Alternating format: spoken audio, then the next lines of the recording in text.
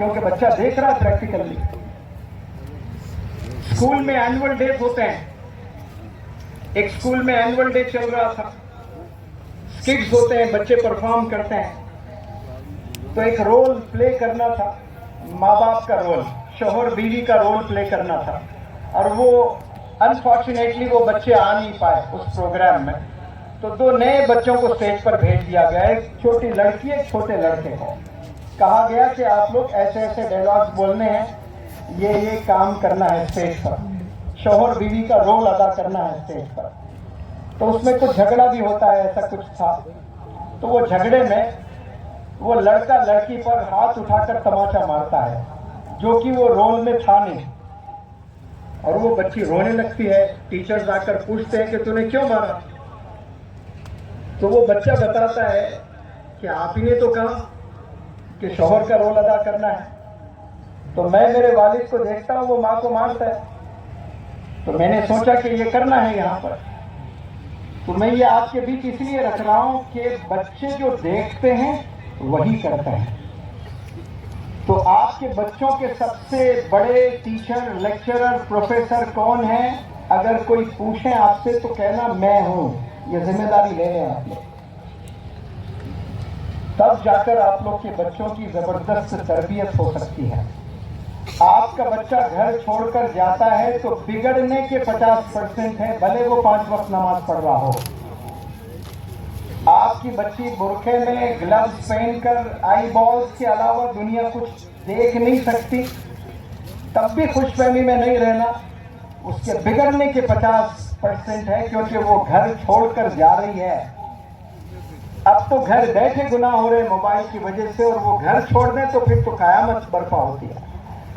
تو نظر رکھنا 24 گھنٹے, تب جا کر آپ حفاظت کر سکتے ہیں.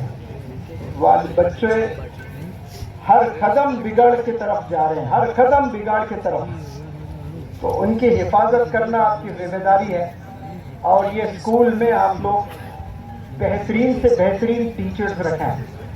جتنے اچھے ٹیچرز ہوں گے اتنا اچھا پیکیج مانگیں گے.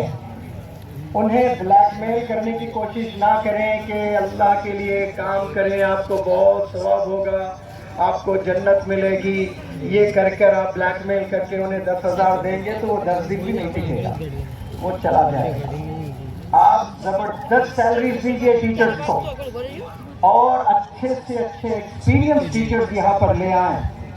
بہترین علماء حضرات کو لے آئیں, بہترین میتھ ٹیچرز کو لے آئیں. میتھ ایسا سبجیکٹ ہے ہر بچے کو پڑھنا ہے. 2015 میں ایک آرٹیکل آیا, U P S C exam جو I A S I P S officers ہوتے ہیں ان پر ریسرچ کیا گیا. پھر بتایا گیا کہ 33% جو بچے آئی اے ایس پاس کیے ہیں وہ انجینئرنگ بیک گراؤنڈ کے بچے ہیں.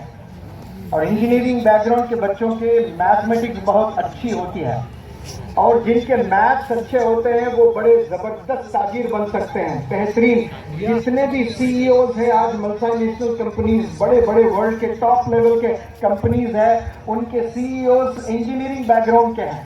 آپ لوگ تاجر یہاں پر بہت بیٹھے ہیں, تجارت میں آپ لوگ بڑے مشہور ہیں, اور آپ کی نسل کو آپ آگے بڑھانا چاہتے ہیں تو بچوں کے میتھمیٹکس کو بھی بہترین کیجئے. انشاءاللہ سی ای اوز پیدا ہوں گے گجرات کی زمین سے انشاءاللہ.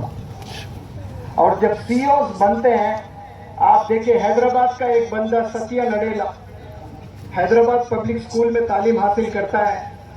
آج اس کی سیلری سالانہ پیکیج 500 کروڑ ہے. وہ مائکروسافٹ کا سی ای او ہے. اور ایک لڑکا چنئی کا ہے, آج وہ سی ای او ہے گوگل کمپنی کا. سالانہ وہ 1,000 کروڑ کماتا ہے. تاجر بھی نہیں کماتے, بزنس مین بھی نہیں کماتے ہیں. تو ایجوکیشن سے یہ پاور حاصل کر سکتا ہے. تو آپ لوگ اپنے بچوں کو ایک ہاتھ میں قرآن یعنی حافظ قرآن, عالم دین بنائیے, اور بڑے بڑے کمپنیز کے سی ای اوز بنائیے انشاءاللہ. تو پھر آپ لوگ کو یتیم بچے بھی انجینئر, ڈاکٹر بنتے ہوئے نظر آئیں گے. بیواؤں کو آپ لوگ ہاتھ پھیلاتے ہوئے نہیں دیکھیں گے انشاءاللہ, کیونکہ وہ سی ای اوز हजारों लाखों बेवाओं की जिम्मेदारी ले लेंगे, कफालत लेंगे वो बच्चे, यतीम बच्चों के। हमारे लिए हमने नहीं जीना है इंशाअल्लाह, कौम के लिए हमने पैसे बनाना है। हम बिजनेस करते हैं तो हमारी नीयत ये होनी चाहिए कि मैं कौम के लिए बिजनेस कर रहा हूँ, मेरे बीवी बच्चों के लिए नहीं कर रहा हूँ। तो फिर जिम्मा ले लेता है अल्लाह सुब्हानहू व तआला आपके बीवी बच्चों का भी, और कौम की भी खिदमत करवाएगा आप लोग से इंशाअल्लाह। मैं वादा करता हूँ कि ये मेरी पहली विजिट नहीं है, इंशाअल्लाह स्कूल से मैं जुड़ा रहूँगा और स्कूल को आबाद करने में इंशाअल्लाह मेरा कंट्रीब्यूशन रहेगा। मैं आता रहूँगा मौलाना हुज़ैफा साहब के साथ, और इंशाअल्लाह बहुत ऐसे प्रोग्राम करेंगे। और आने में थोड़ी देरी हो गई है और तफसीली बात मैं रख नहीं पाया, असल तो हमने बात मौलाना हुज़ैफा साहब की सुननी है। आपकी जगह कोई दूसरा होता तो शायद आता भी नहीं, क्योंकि हाल ही में आपके अब्बा हुजूर का इंतकाल हुआ है। उसके बावजूद भी आप कांधों पर इतनी बड़ी जिम्मेदारी है, वो गम लेकर सीने में आज यहाँ पर आए हैं।